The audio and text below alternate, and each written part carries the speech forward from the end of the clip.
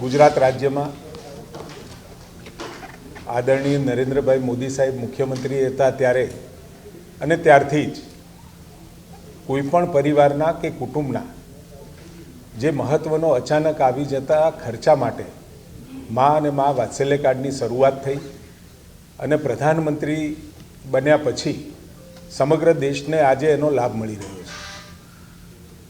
રાજ્ય સરકાર અને કેન્દ્ર સરકાર બંને આ યોજના માટે ખૂબ જ ચિંતિત અને છેલ્લામાં છેલ્લા વ્યક્તિ સુધી એને કોઈપણ આરોગ્યનો ખર્ચો ન કરવો પડે એના માટેની ચિંતા કરી છે।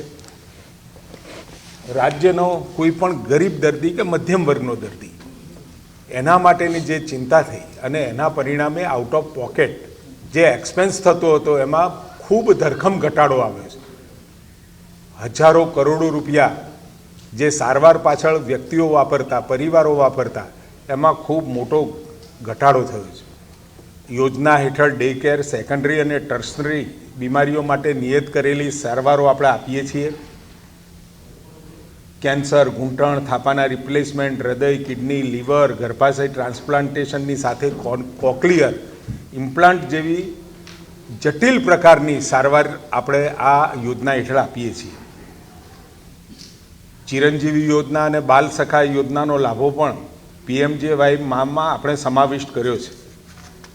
આમ સમગ્રતયા ગુજરાતની અંદર ખૂબ સારી રીતે આ યોજનાનો લાભ આપણે આપી રહ્યા છીએ।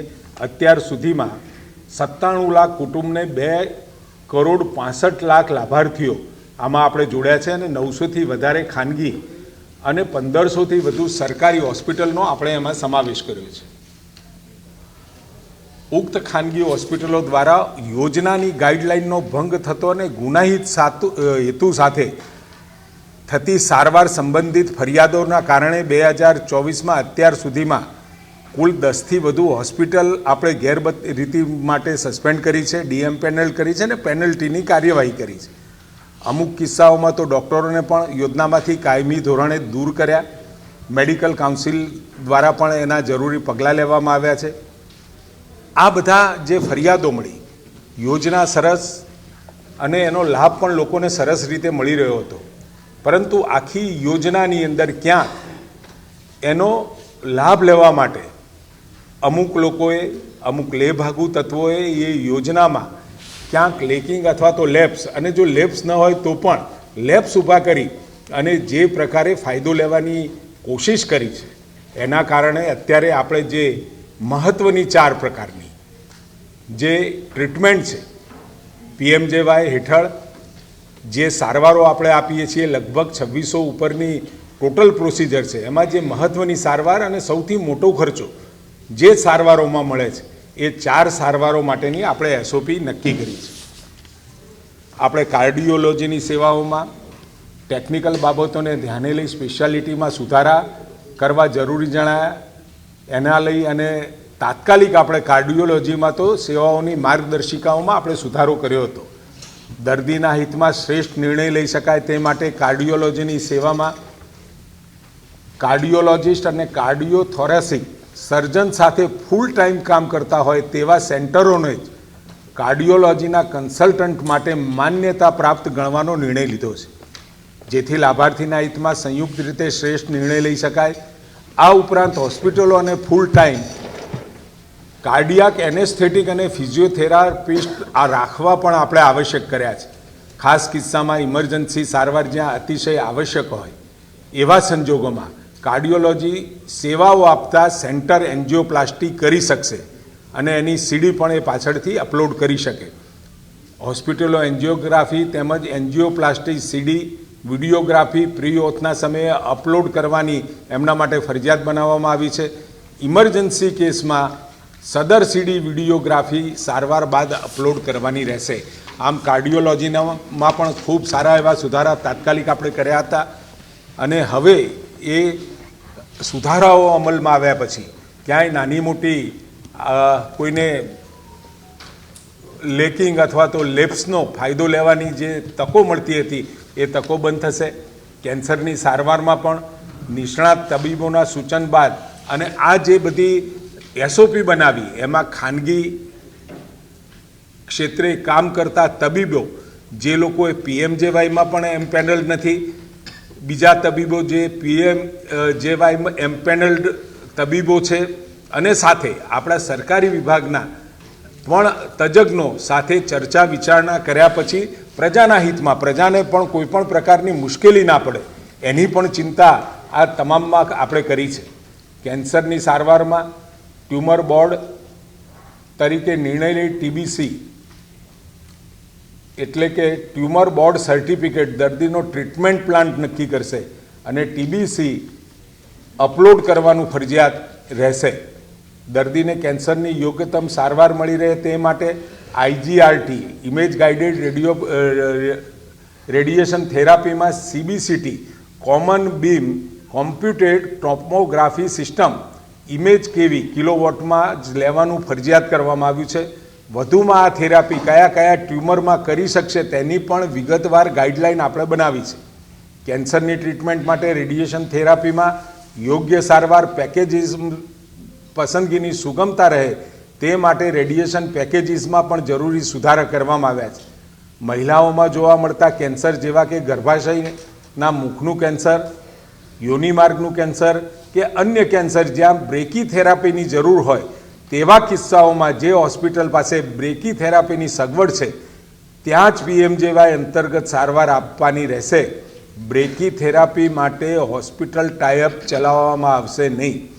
રેડિયોથેરાપી મશીન માટે નક્કી થયેલા ક્વોલિટી કંટ્રોલના માપદંડનું પાલન કરી હોસ્પિટલે એનો રેકોર્ડ નિભાવવાનો રહેશે.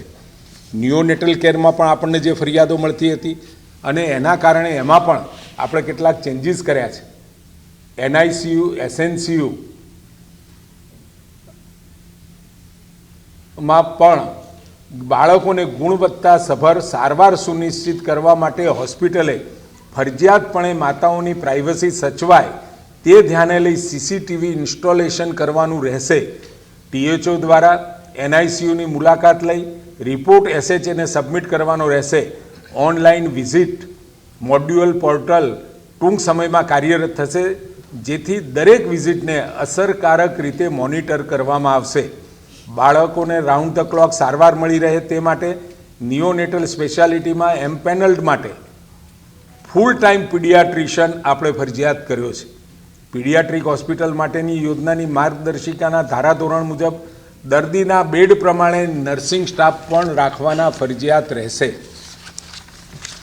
સાથે TKR એટલે કે જોઈન્ટ રિપ્લેસમેન્ટમાં પણ આ યોજના હેઠળ TKR THR ઓપરેશન કરતી હોસ્પિટલોએ ઓર્થોપેડિક પોલિટ્રોમાના કેસોની પણ સારવાર આપવાની થતી હોવાથી ઓર્થિયોપ્લાસ્ટીના ઓછામાં ઓછા 30% ઓર્થોપેડિક અને પોલિટ્રોમાના કેસોને સારવાર આપવાનું ફરજિયાત કર્યું છે, જેથી ઉક્ત રેશિયોનું પાલન ના થાય તો હોસ્પિટલને એ ટકાવારી પ્રમાણે એને પેનલ્ટી કરવામાં આવશે.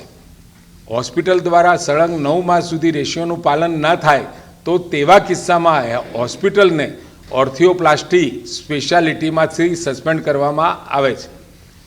યોજના અંતર્ગત જોડાયેલા 75 હોસ્પિટલને 3.51 કરોડની TKR અંતર્ગત આપણે પેનલ્ટી કરી છે. ક્લિનિકલ એસ્ટાબ્લિશમેન્ટ એક્ટમાં પણ ગુજરાત ક્લિનિકલ એસ્ટાબ્લિશમેન્ટ એક્ટની જોગવાઈ અન્વયે પૂર્વ વ્યાખ્યાયિત સારવાર પ્રક્રિયાની વિગતવાર પૂરતી સમજણ દર્દીઓ અને તેઓના સગાને આપતી વખતે વિડીયો રેકોર્ડિંગ સાથેનું સંમતિપત્ર લેવાનું ફરજિયાત કરવામાં આવેલ છે, જેમાં નીચે મુજબની તબીબી સારવારનો સમાવેશ કર્યો છે. Angiography, angioplasty, coronary artery bypass surgery, amputation એટલે કે અંગ વિચ્છેદન સર્જરી, તમામ ઇક્ટોમી અંતર્ગત સર્જરી એટલે શરીરમાંથી કોઈ ભાગ દૂર કરવાની surgery, organ donation, organ transplantation, organ રિટ્રાઇવલ surgery, spinal surgery, brain surgery અને કેન્સર સર્જરી.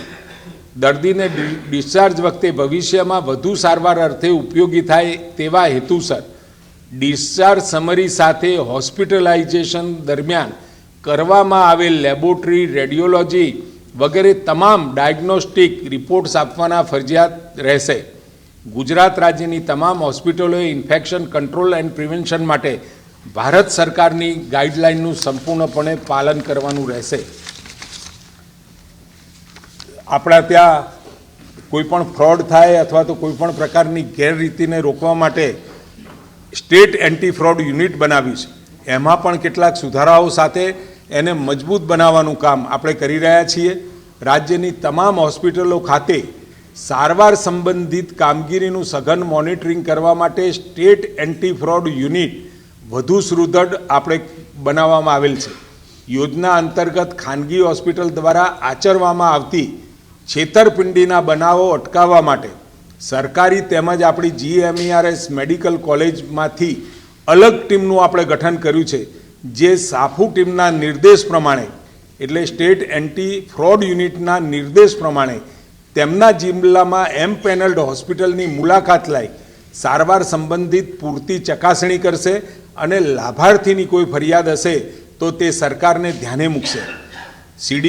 CDHO MOA દ્વારા માસિક ધોરણે ઓછામાં ઓછી 2 હોસ્પિટલની ઓડિટ વિઝિટ કરવાની રહેશે. થર્ડ પાર્ટી ઓડિટના ભાગરૂપે ટેન્ડર પ્રક્રિયા દ્વારા ફિલ્ડ ઓડિટની કામગીરી કરવાનું આયોજન કરવામાં આવશે, જેમાં ફિલ્ડ ઓડિટ ટીમ દૈનિક ધોરણે 2 થી 3% કેસોનું ફિલ્ડ ઓડિટ કરશે. વીમા કંપની દ્વારા પણ વધુ સંખ્યામાં સ્પેશિયાલિસ્ટ સુપર સ્પેશિયાલિસ્ટ ઉપલબ્ધ કરી ડેસ્ક ઓડિટ તથા ફિલ્ડ ઓડિટ સઘન બનાવવામાં આવેલ છે. હોસ્પિટલ દ્વારા સારવારના પેકેજીસનો સંભવિત દુરુપયોગ અટકાવવા માટે NHAને જરૂરી પ્રકારના ટિગર જનરેટર કરવાની પણ વિનંતી કરવામાં આવેલ છે. આમ ભારત સરકાર અને ગુજરાત સરકારના સહિયારા સર્વગ્રાહી તેમજ ભવિષ્યમાં કોઈ પણ પ્રકારની ગેરરીતિ ન થાય તે માટેની ગુણવત્તાસભર શ્રેષ્ઠ સારવાર લાભાર્થીને મળી રહે તે ગુજરાત સરકારનો મુખ્ય ઉદ્દેશ છે.